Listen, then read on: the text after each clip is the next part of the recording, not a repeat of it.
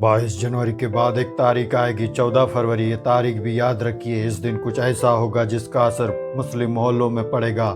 आज हर एक पार्टी एक झटके से कह देती है मोदी मुसलमान के नेता नहीं है, मुसलमान मोदी को नेता मानते नहीं, फिर समझते हैं मोदी के नेतृत्व के बारे में।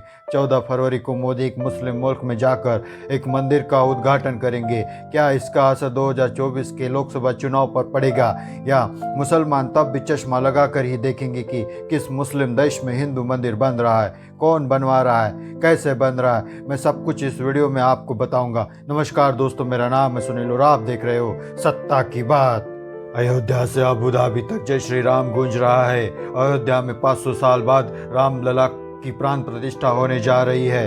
तो यहाँ से 2700 किलोमीटर दूर यूए के अबू धाबी में एक भव्य हिंदू मंदिर 6 साल में ही बनकर तैयार हो चुका है। यह है अबू धाबी में करीब करीब तैयार हो चुके उस मंदिर की पहली झलक, जो इस्लामी दुनिया में हिंदू संस्कृति का ध्वजारोहण करने को तैयार है। अबू धाबी का हिंदू मंदिर दुनिया के लिए क्या संदेश दे रहा है? अयोध्या से अबू धाबी तक जय श्री राम के उद्घोष का संदेश क्या है? 2024 में 2 मंदिरों के जरिए हिंदू संस्कृति के एक नए युग का शुभारंभ होने जा रहा है।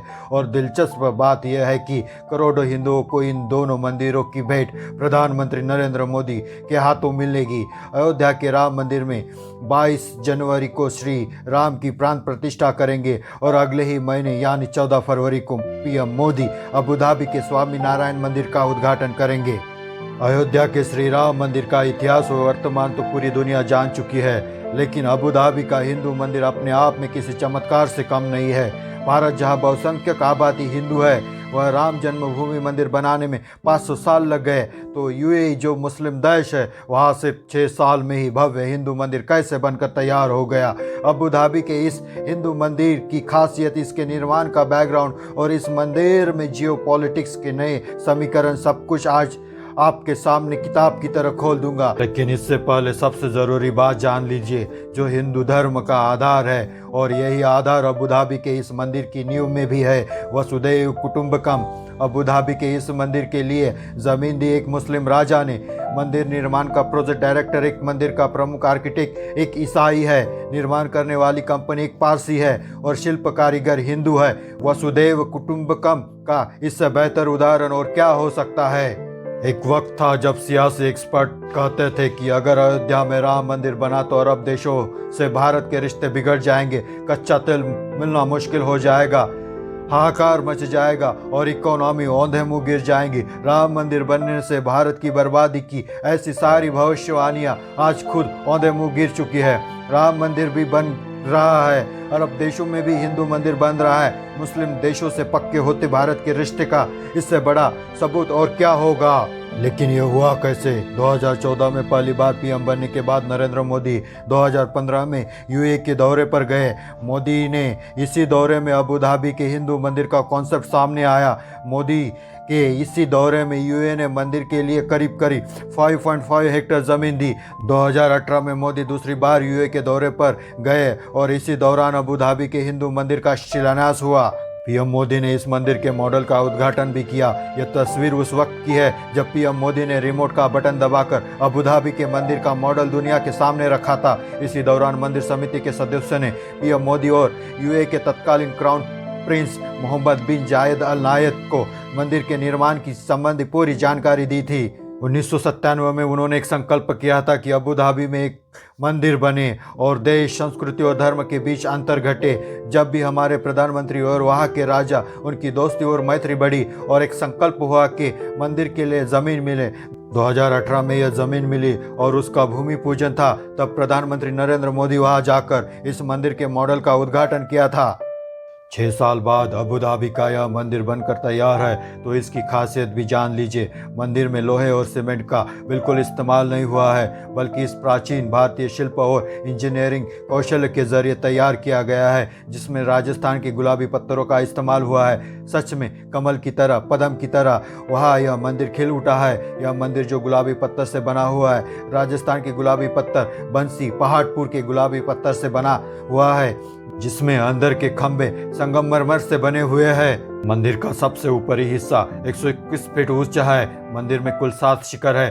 सातों शिखर पर हिंदू देवों से संबंधित ग्रंथ उकेरे गए। राम के शिखर पर पूरी रामायण उकेरी गई। शिव पार्वती के शिखर पर शिव पुराण उकेरे गए। कृष्ण के शिखर पर भागवत पुराण को उकेरा गया।